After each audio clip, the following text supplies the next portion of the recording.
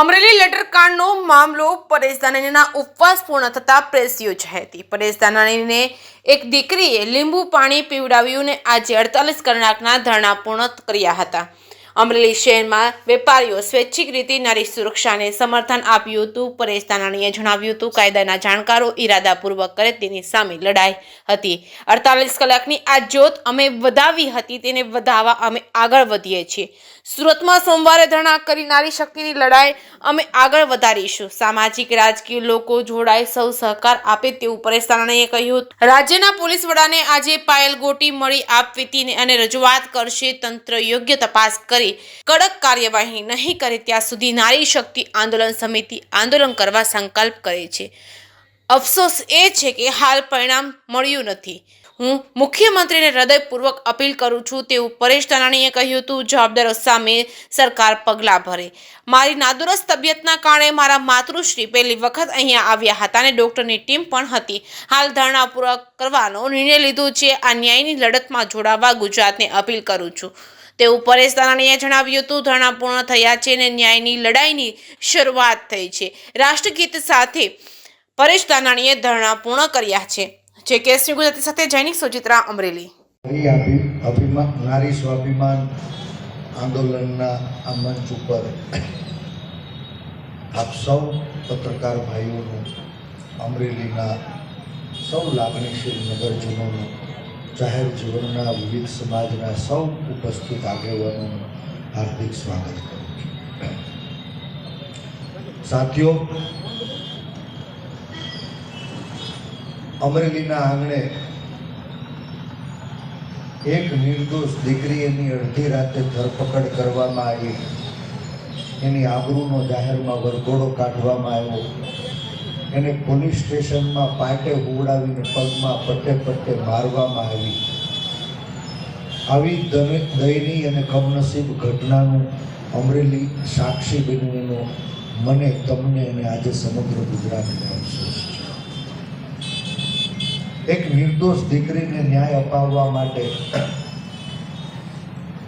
વીતેલા 12 દિવસથી ગુજરાતનો જન અવાજ ઉઠાવી રહ્યો છે। આપ મીડિયાના મિત્રો એની વેદનાને વાચા આપી રહ્યો છે। ત્યારે એ દીકરીને પોલીસની કસ્ટડીમાંથી જેલના સળિયા બહાર કાઢવામાં હજુ સફળતા મળી, પણ પીડિત પાયલને નો ન્યાય અધૂરો રહ્યો છે। ત્યારે આજ સળંગ 48 કલાકના ધરણા ડૉક્ટર જીવરાજ મહેતાની સાક્ષીએ રાજકમલ ચોકમાં પૂરા થયા છે। પીડિત પાયલનો ન્યાય જરૂર અધૂરો રહ્યો, પણ સમગ્ર ગુજરાતમાં નારી સ્વાભિમાનની જ્યોત પ્રગટાવવામાં સફળતા મળી એનો આનંદ છે। આજ નારી સ્વાભિમાન આંદોલન સમિતિની વિનંતી ઉપર અમરેલી શહેરના તમામ વેપારીઓએ સ્વૈચ્છિક રીતે સજ્જડ બંધ પાળીને નારી સ્વાભિમાનની સુરક્ષાને સમર્થન કર્યું। સૌ વેપારી ભાઈઓનો હું હૃદયથી આભાર માનું છું। સળંગ 48 કલાકના ધરણા પછી સૂતેલી સરકારની સંવેદના જગાડવામાં નિષ્ફળ રહ્યો એનો મને અફસોસ છે। સરકાર સૂતી રહી, પણ ગુજરાતની જનતા જાગી, તેનો અત્યંત આનંદ છે। સાથીઓ, આજની આ લડાઈ એ કોઈ રક્ષકો સામે નથી, પણ ક્યારેય કોઈ નેતાઓની આંગળીએ, કોઈ નેતાઓના ઈશારે નાચતા એ મુઠ્ઠીભર ભક્ષકો એની સામેની છે। કાયદાને જાણનારા લોકો કાયદાનું ઇરાદાપૂર્વક ઉલ્લંઘન કરે એની સામેની આ લડાઈ છે। અને આ લડાઈ આજ અમરેલીના આંગણે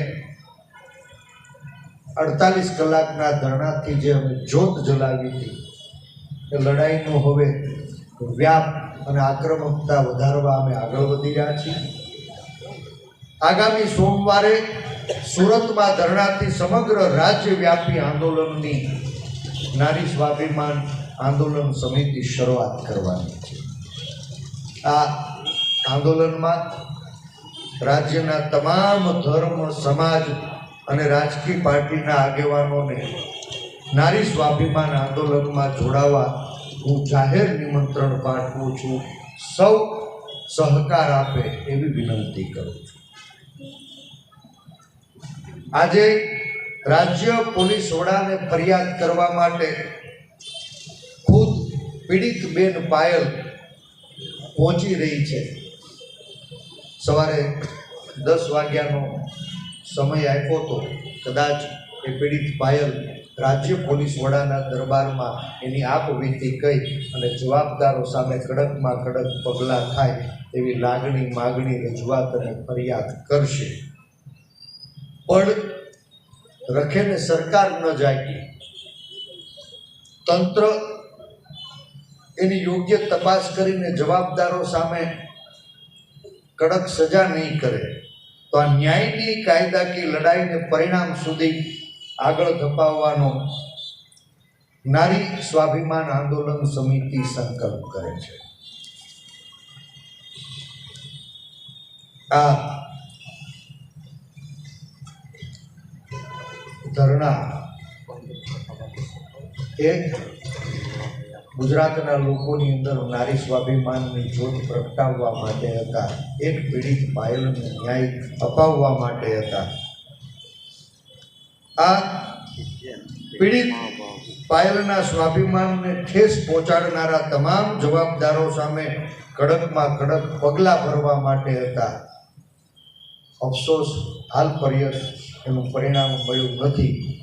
પણ આ રાજ્યના સંવેદનશીલ મુખ્યમંત્રીને હું આ મંચ ઉપરથી ફરી હૃદયપૂર્વક વિનંતી કરું છું કે દાદા, ગુજરાતની આઝાદીના ઇતિહાસમાં કોઈ નિર્દોષ દીકરીને અડધી રાતે ઉઠાડીને પોલીસવાળા 17 કલાક ઊંઘી રાખે, એક કુંવારી કન્યાનો જાહેરમાં વરઘોડો કાઢીને એની આબરૂનું નીલામ કરે, એક નિર્દોષ દીકરીને પોલીસ સ્ટેશનમાં પાટે ઉડાવી પગે પટ્ટે પટ્ટે મારવામાં આવે, આવો બનાવ ગુજરાતે નથી જોયો. અને ગુજરાત સાક્ષી કરે.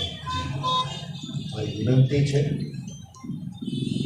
કે જે કોઈ જવાબદાર લોકો હોય એના ઉપર તત્કાલ પગલાં લેવા.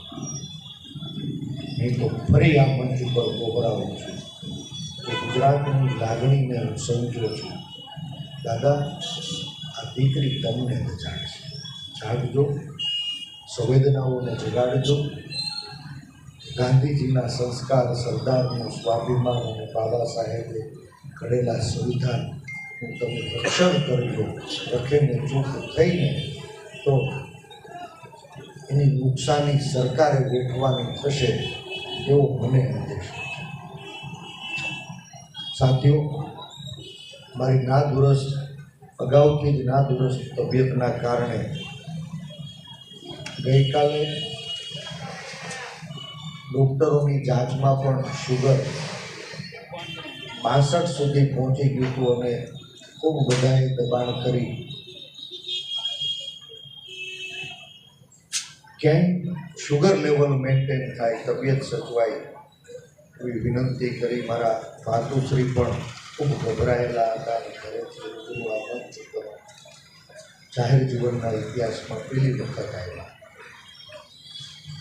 માટે આ સળંગ 48 કલાકથી ચાલતા અન્નવિહીન ધરણા એ હાલ પૂરા કરવાની. હવે ગુજરાતની તમામ દીકરીઓના ભવિષ્યને સુરક્ષિત રાખવા માટે, આ ન્યાયની લડાઈને આગળ ધપાવવા માટે હું સમગ્ર ગુજરાતને વિનંતી કરું છું. નારી સ્વાભિમાન આંદોલનને આશ્વાસન આપનારા, જાહેરમાં સમર્થન કરનારા, બળ પૂરું પાડનારા, એક દીકરીની લજ્જા, મર્યાદા અને સ્વાભિમાનના રક્ષણ કાજે એનો અવાજ બનનારા તમામ સ્નેહીજનો, જેણે આ મંચની મુલાકાત લીધી, જેણે ટેલિફોનિક સંદેશો પાઠવીને બળ પૂરું પાડ્યું, એવા તમામ રાજકીય પાર્ટીના આગેવાનો, સામાજિક આગેવાનો અને આપ સૌ મીડિયાના મિત્રો જે આ દીકરી પીડિત પાયલનો પહેલેથી અવાજ બન્યા છો, આપ સૌનો હું આ જાહેર મંચ ઉપરથી આભાર માનું છું. ન્યાયની લડાઈની શરૂઆત થઈ અને એક પીડિત પાયલને ન્યાયથી ભવિષ્યમાં સમગ્ર ગુજરાતની કોઈ પણ દીકરીઓના સ્વાભિમાનને ઠેસ પહોંચાડનારો, કાયદા વિરુદ્ધનો હાથે થરથર કાપે એનું